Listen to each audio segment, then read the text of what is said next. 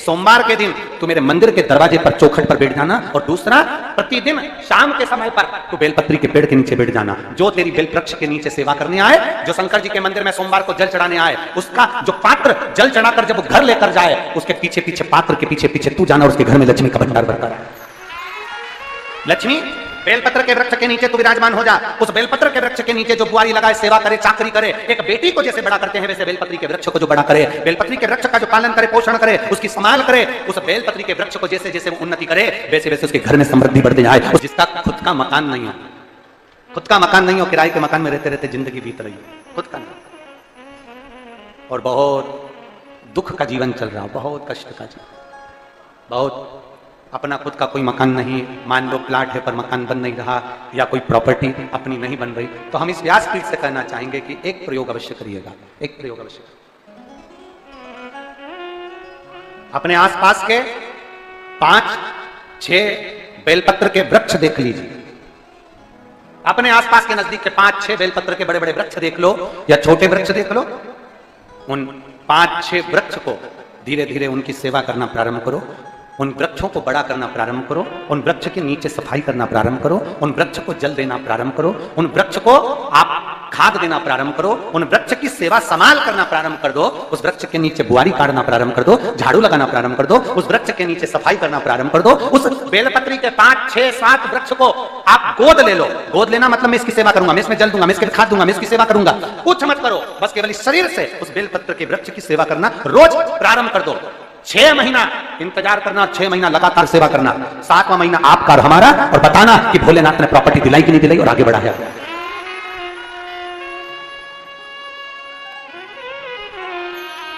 एक बेलपत्र का वृक्ष जिसके नीचे माता लक्ष्मी विराजमान होती है, एक बेलपत्र के वृक्ष के नीचे लक्ष्मी रहती है। दुनिया के लोग कहते हैं लक्ष्मी जी का दिन कौन सा है, बोलो जम के जल्दी से। शुक्रवार। दुनिया के लोग कहते हैं लक्ष्मी जी का दिन शुक्रवार है, पर माता लक्ष्मी से पूछा जाए कि तुम्हारी माता ख्याति देवी नारायण भगवान के साथ तुम्हारी शादी नहीं कर रही थी, शंकर को लक्ष्मी दे रही थी, तब तुमने भगवान शंकर से विनती करी, भोले बाबा मैं नारायण से प्रेम करती हूँ, भगवान नारायण से मेरा विवाह हो। तो माता ख्याति देवी से शंकर भगवान ने विनय कर कहा कि लक्ष्मी जी का विवाह नारायण के साथ कर दिया जाए। भगवान नारायण के साथ जब लक्ष्मी जी का विवाह हो गया, तब लक्ष्मी जी हाथ जोड़कर बोलती है, बाबा मेरा विवाह नारायण के साथ हो गया, पर मैं आपके चरणों की सेवा करना चाहती हूँ, बाबा आप कृपा करिए कि मैं क्या करूं आपके लिए। शंकर भगवान कहते हैं लक्ष्मी बस 2 चीजें कर दे, एक सोमवार के दिन तू मेरे मंदिर के दरवाजे पर चौखट पर बैठ जाना, और दूसरा प्रतिदिन शाम के समय पर तू बेलपत्री के पेड़ के नीचे बैठ जाना। जो तेरी बेल वृक्ष के नीचे सेवा करने आए, जो शंकर जी के मंदिर में सोमवार को जल चढ़ाने आए, उसका जो पात्र जल चढ़ाकर जब वो घर लेकर जाए, उसके पीछे पीछे पात्र के पीछे पीछे तू जाना, और उसके घर में लक्ष्मी का भंडार भरकर आए। लक्ष्मी बेलपत्र के वृक्ष के नीचे तू विराजमान हो जा। उस बेलपत्र के वृक्ष के नीचे जो बुआरी लगाए, सेवा करे, चाकरी करे, एक बेटी को जैसे बड़ा करते हैं वैसे बेलपत्री के वृक्ष को जो बड़ा करे, बेलपत्री के वृक्ष का जो पालन करे, पोषण करे, उसकी संभाल करे, उस बेलपत्री के वृक्ष को जैसे जैसे वो उन्नति करे वैसे वैसे उसके घर में समृद्धि बढ़ते जाए, उसके घर में वैभव बढ़ते जाए। ये शंकर भगवान माता लक्ष्मी से करे, भगवान शिव माता लक्ष्मी से करे। तो भस्म, अगर शिव के मंदिर में भस्म मिल जाए, शंकर पर चढ़ी हुई भस्म अगर मिल जाए तो, और अगर भस्म ना मिले ना, तो शंकर के जो शंकर भगवान का जो शिवलिंग है, शिवलिंग के आसपास में जो जलाधारी है, यहाँ अगर भस्म ना मिले तो इस जलाधारी पर अपना हाथ स्पर्श कर कर अपने तन पर उसको लगाकर जरूर आओ। भस्म, एक शंकर पर चढ़ा हुआ जल, दूसरे नंबर पर है शंकर पर चढ़ी हुई भस्म। ये 2 स्पर्श जरूर, स्पर्श। एक भस्म का एक बड़ा सुंदर चरित्र आता है। दूसरा, जिस भूमि पर बैठकर कथा सुनो उसकी रज को अपने मस्तक पर थोड़ा सा लगाकर अवश्य जाओ, वो जीवन का एक आनंद है। और शंकर के मंदिर में जाओ तो 2 चीजें अवश्य लेकर आओ। पहला, शंकर जी पे चढ़ा हुआ, जम के बोलो, जल अवश्य लेकर आओ, क्योंकि जब तुम जल लेकर आते हो, पात्र लेकर आते हो, तो मेरा महादेव लक्ष्मी जी को तुम्हारे पीछे पीछे तुम्हारे घर तक भेज देगा। चढ़ी हुई बेलपत्र मत खाओ, लोग कहेंगे शंकर पर चढ़ा हुआ ये मत खाओ। हम इस व्यासपीठ से निवेदन करना चाहेंगे कि आप अगर दिल रखकर अपने बाबा से कहोगे ना, तो बाबा पर चढ़ा हुआ जो जल है ना, वो जल साधारण नहीं रहता। मेरा भोलेनाथ जब दुनिया को अमृत देता है तो तुमको भी अमृत दे देगा। 2 चीजें कभी मत छोड़ो। अगर मंदिर में गए हो तो 2 चीजें कभी मत छोड़ो। कथा में गए हो तो 2 चीजें कभी मत छोड़ो। एक, कथा श्रवण करना, दूसरा जहां कथा बैठकर सुनते हैं वहां की रज को अपने मस्तक पर लगाना।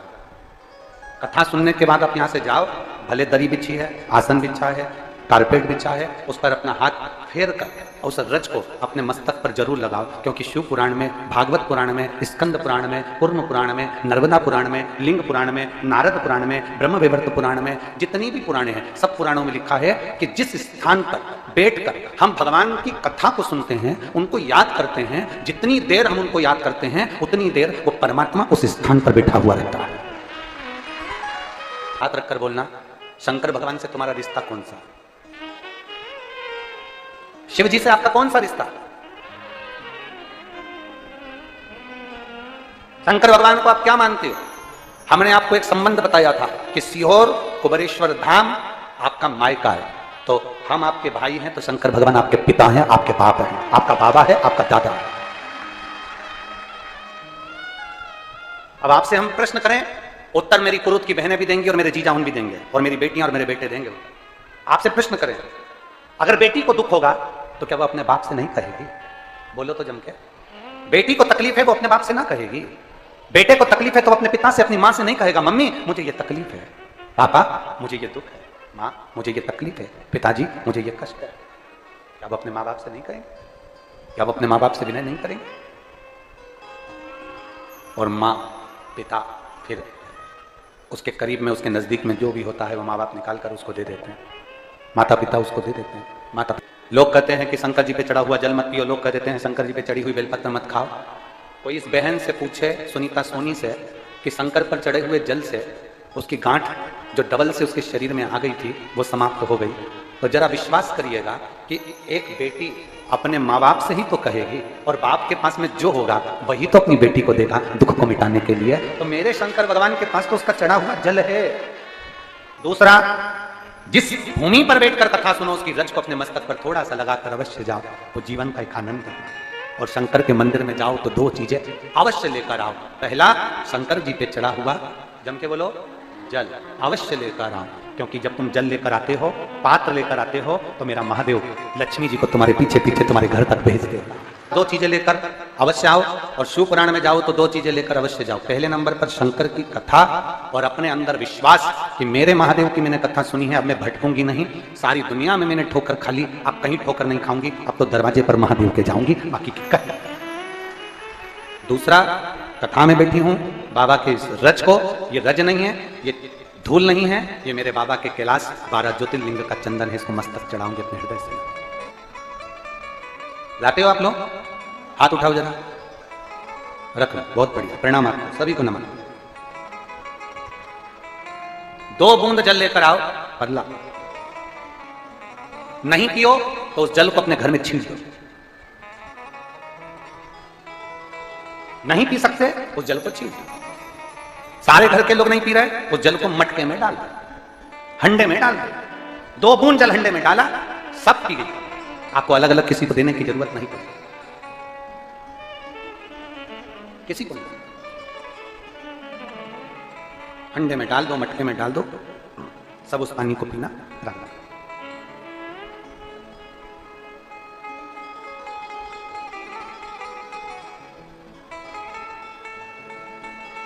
उस जल के महत्व को जो बच्चों का दर्द नहीं देख सकते, जब माता पिता अपने बच्चों का दर्द नहीं देख सकते तो देव अधिदेव महादेव तुम्हारा दर्द कैसे देखेंगे? वो भी तो काटेंगे तुमको, वो भी तो कष्ट मिटाएंगे।